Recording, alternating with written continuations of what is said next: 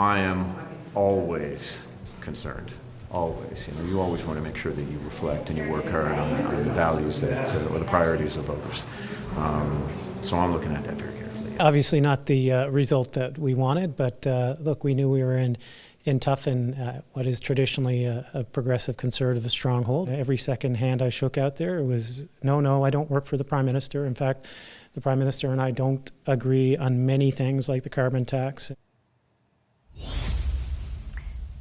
That was Federal Minister and Newfoundland MP Seamus O'Regan first, then the Liberal Premier of that province, Andrew Furey, commenting on a provincial by-election win in Newfoundland and Labrador. Last night, the Baie Verte Green Bay district in the northern coastal area of central Newfoundland went from Liberal red to Tory blue decisively after a sweeping victory from the Progressive Conservatives. PC candidate Lynn Paddock won, earning nearly 80% of the vote. Paddock will replace Liberal Brian War, who had represented the district since 2015.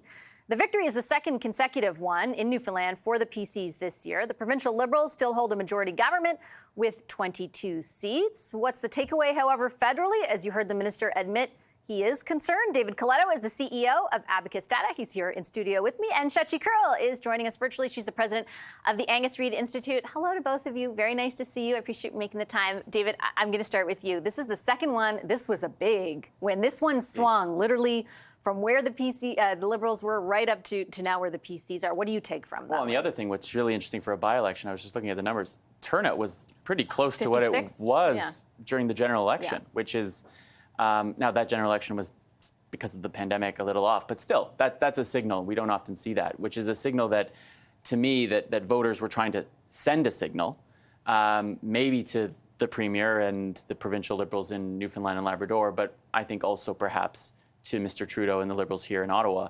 And I think it's a reflection of the polling that we've seen in Atlantic Canada for the last year, where it's gone from being, back in 2015 when they won every single seat, to a place that they've consistently done very well despite losing votes in other parts of the country, to one now where, those seat projection models say that the Liberals, if the vote were to hold as it is in the polling, they'd be lucky to hold 5-6 seats in that region, right? So Atlantic Canada, like we should say, most parts of the country have moved pretty sharply, and it's having an effect on provincial political parties of the same brand. The comment from the Premier, Shachi, was fascinating. This idea that he specifically admits freely, he had to say, I don't work for the Prime Minister, we're not the same party. Like, what does that tell you? Well, it also speaks to the optics. When times are good and Liberals or Conservatives federally are popular, that it's like, hey, we've got the great relationship. I can get them on the phone whenever. We understand each other. We're aligned in terms of our policies and the things we believe in. All of a sudden, this has become a relationship that's, at least on Premier Furey's part, seeking some space and some distance. And, if things start to really go bad, the next step in that arc is we're going to run against Ottawa. We totally disagree with everything that's happening there. And, I'm your best voice to really stick it to the nation's capital. At least we're not there yet. But, echoing the same findings, we're also seeing the Conservatives now in a leading position federally and in provinces where you've got the same brand name for the provincial party, for the federal party. And sometimes it's even, there are times when it's even the same party, right? The same volunteers, the same pot of money, or the same infrastructure.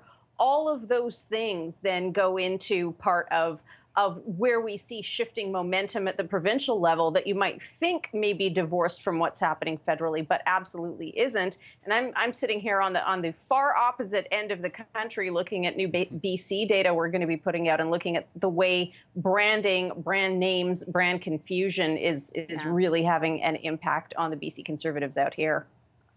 Oh, yeah, it's having a huge impact out there. What's the issue set driving the antagonism toward the federal Liberal brand? Is it as simple as saying the carbon tax, or is it more than that, David? In Atlantic Canada, yeah, in Atlantic Canada, I think the carbon tax taking effect July 1st last summer was a catalyst to allowing people to express the frustration they're feeling around the cost of living, which is an issue that hurts most incumbents. And I think in this case, it hurt Premier Furey and the provincial Liberals in Newfoundland and Labrador, but it's not hurting them all, right? Like, in Nova Scotia, you've had the PCs in that province win by-elections, despite being the incumbents. And so I do think that liberal, big L liberal parties are struggling under the weight of the fatigue, the frustration, the disappointment that Canadians are feeling towards the federal government. And I do think that the carbon pricing, the carbon tax was in Atlantic Canada, that signal, perhaps, that this Liberal government here wasn't responsive, perhaps as many had thought they had been for the previous years they were in office. I just want to briefly get both of you on another issue.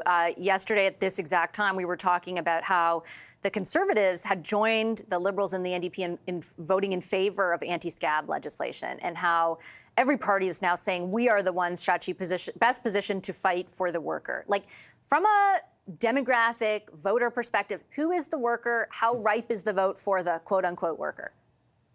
It's ripe for the taking, and it's an area where the Conservatives are, even among public sector union members, and I know that this is a controversial thing to say on a show based out of Ottawa, but frankly, even public sector union members are looking with the same amount of enthusiasm at the Conservatives as they are at the NDP. So they're very much holding their own with public sector union members. Private sector union members, hands down, trending towards the Conservative Party. It is the message around, we call it, the blue collar workers, or the idea of that wall of the working class. When Pierre Poilievre, any politician, talks about the working class, that is very much who they have in mind, who they're talking about.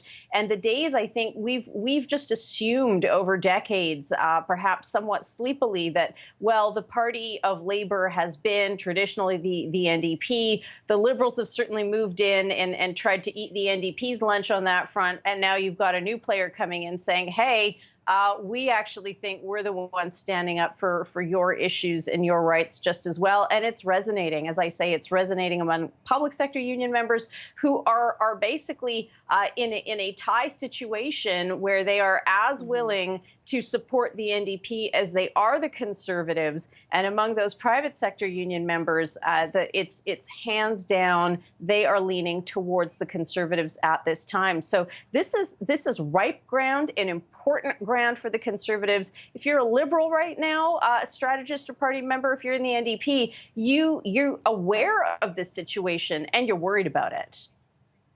Last word to you, David. Who is the worker as far as the voter is concerned? I think what's happened too is it's an identity, right? And I think what's happened because of the economic situation, that many people who remember, we were saying before the show, I think the working class, the worker is the new middle class, right? In 2015, everybody was talking about the middle class, wanted to be there for the middle class. Well, guess what? A lot of those in the middle class no longer feel in the middle class because things like housing, food, energy are just so much more expensive. And so you've seen this shift in rhetoric across the political spectrum to try to make a connection with people who feel they've got to work for a living, and they got to work a lot harder to make that living. Yeah, great points. Thank you, everyone. Appreciate it. Shachi Kurl, president of the Angus Reid Institute, and David Kapelos, the CEO of Abacus Data.